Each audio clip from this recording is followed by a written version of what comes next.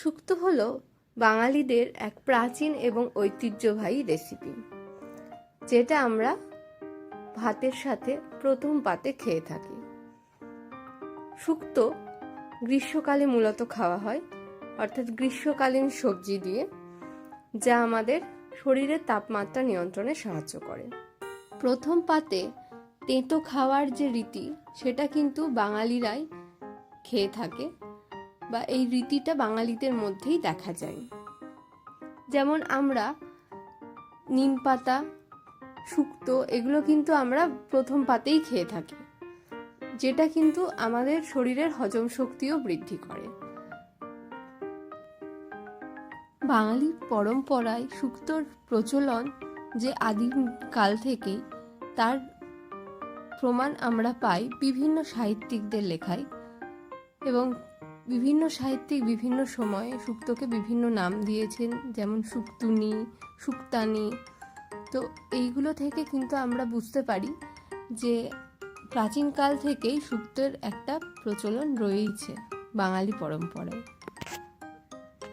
তবে প্রথম দিকে শুক্তো নর্মাল সবজির সাথে সামান্য মশলা সহযোগে বানানো হলেও পরবর্তীকালে এটাকে একটা রাজকীয় পদ হিসেবে গণ্য করার জন্য এর মধ্যে কিন্তু দুধের সংযুক্তি ঘটানো হয়েছিল, যেটা এখনো আমরা শুক্তোকে দুধ শুক্তো বলে সম্বোধন করি বা দুধ শুক্তো রান্না করি। অর্থাৎ দুধটা যোগ করার ফলে শুক্তোর মধ্যে একটা রাজকীয় ভাব এসেছে, এবং সেই রেসিপিটা কিন্তু এখনো বছরের পর বছর ধরে হয়ে চলেছে। তবে দুধ মেশানোটার পদ্ধতি রয়েছে।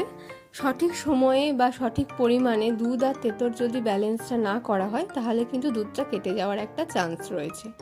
তো সেটা রেসিপিটা দেখলেই তোমরাও বুঝতে পারবে যে ঠিক কতটা তেঁতো এবং কোন সময়ে অ্যাড করতে হবে দুধ বা তেঁতোটা।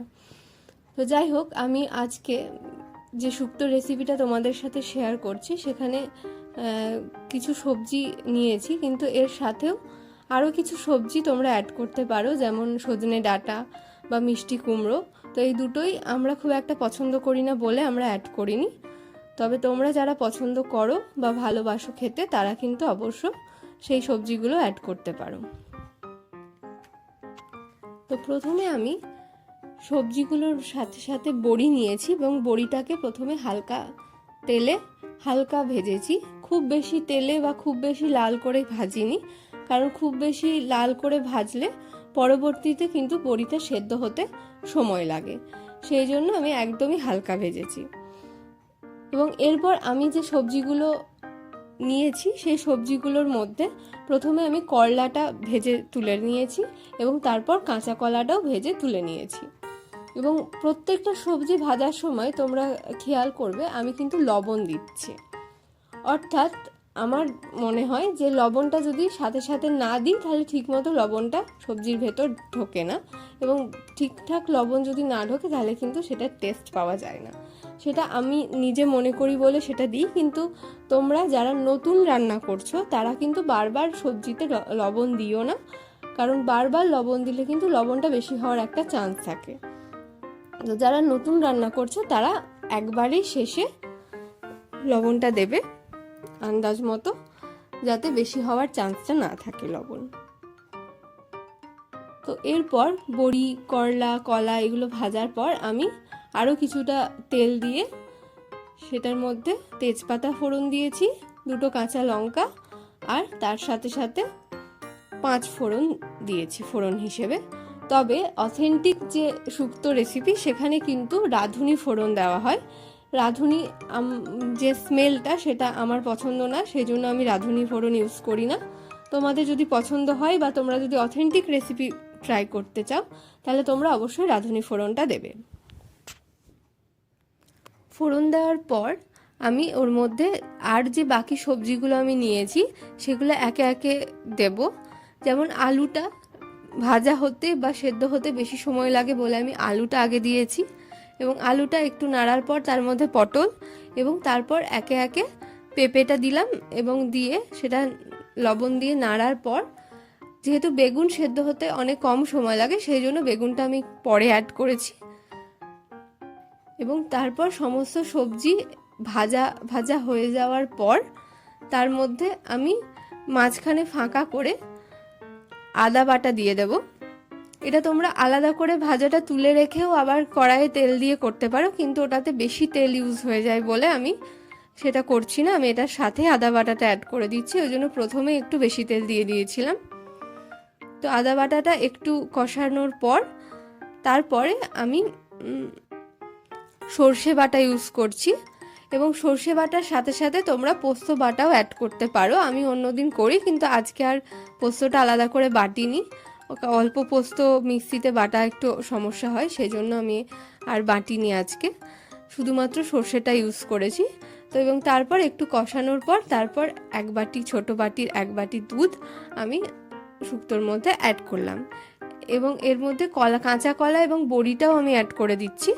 কিন্তু করলাটা এখন অ্যাড করব না, করলাটা পরে অ্যাড করব, কারণ প্রথমেই বলেছিলাম যে তেঁতো এবং দুধটা কোন সময়ে ইউজ করছি সেটার উপর ডিপেন্ড করবে যে দুধটা কেটে যাবে বা যাবে না। দুধ দেওয়ার পর একটু নেড়ে নেওয়ার পর কিছুটা গরম জল অ্যাড করেছি, এবং গরম জল অ্যাড করার পর সেটাকে নেড়ে ঢাকা দিয়ে আরও সবজিগুলো যাতে সেদ্ধ হয় সেই জন্য ঢাকা দিয়ে দিয়ে কিন্তু আমি ভাজার সময়ও দেখেছো যে আমি কিন্তু ঢাকা দিয়ে দিয়েই সবগুলো ভেজেছি যাতে একেবারে সেদ্ধটা হয়ে যায়, কিন্তু তবুও লাস্টে আবার ঢাকা দিতে হবে কারণ সব সবজি এখনও সেদ্ধ হয়নি সেই জন্য। এবং গরম জল দেওয়ার পর তারপরে নুন, চিনি, আবার অল্প পরিমাণ যেহেতু জল অ্যাড করা হলো সেহেতু আর একটু লবণ লাগবে, এবং একটু পরিমাণ চিনি। আমরা একটু কম চিনি খাই সেই জন্য আমরা কম চিনি ইউজ করেছি, তবে তোমরা যারা একটু বেশি চিনি খাও সেটা তোমাদের স্বাদ অনুযায়ী তোমরা দেবে। এবং জলটা কিছুটা ফোটার পর এরপরে আমরা লাস্টে করলাটা অ্যাড করব যাতে খুব বেশি তেতো ভাবটা না বেরোয়। সব সবজিগুলো সেদ্ধ হয়ে যাওয়ার পর আমরা গ্যাস বন্ধ করে ঢাকা দিয়ে কিছুক্ষণ কড়াইয়ে রেখে দেব, যাতে যদি একটুও বাকি থেকে থাকে তাহলে যাতে ভাপেই ওই বাকি সেদ্ধটুকু হয়ে যায় সবজিগুলো, এবং তারপর আমরা অন্য পাত্রে সেটাকে ঢেলে নেব। তো লাস্টে নামানোর আগে তোমরা যারা ঘি খাও তারা কিন্তু লাস্টে ঘি দেবে, কারণ শুক্তোতে ঘি দিয়েই খাওয়া হয়। যেহেতু আমার হাজব্যান্ড কাঁচা ঘিয়ের স্মেলটা খেতে পারে না সেই জন্য আমি ঘি ইউজ করছি না, তোমরা ঘি ইউজ করবে লাস্টে নামানোর আগে। তো এটাই ছিল আজকে আমার শুক্তোর রেসিপি, যেটা আগের সানডেতে বানিয়েছিলাম, তোমাদেরকে বলেছিলাম শেয়ার করব রেসিপিটা, তাই আজকে আমি শেয়ার করে দিলাম।